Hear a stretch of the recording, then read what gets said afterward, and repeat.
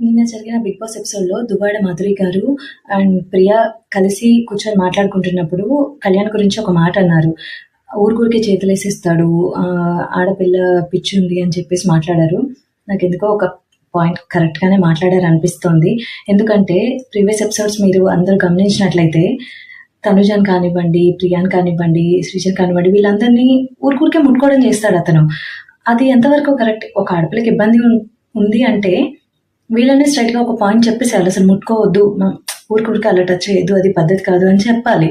లేదంటే తినైనా అండర్‌స్టాండ్ చేసుకోవాలి. అంటే వీళ్ళకి ఇబ్బందిగా ఉంటుంది. సో, నేను ఇలా పట్టుకోవడం వల్ల అని చెప్పేసి ఊరికే ఎన్ని సార్లు ప్రేమగా, ఆప్యాయంగా, ఎమోషనల్‌గా హగ్ చేయడం వేరు.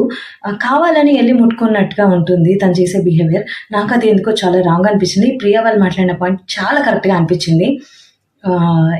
మీకెలా అనిపిస్తుంది? నేనేమైనా రాంగ్‌గా అనుకుంటున్నానా? సో, నాకు కామెంట్ చేయండి. నా కంటెంట్ నచ్చితే నా పేజ్‌ని సబ్స్క్రైబ్ చేయండి. Thank you.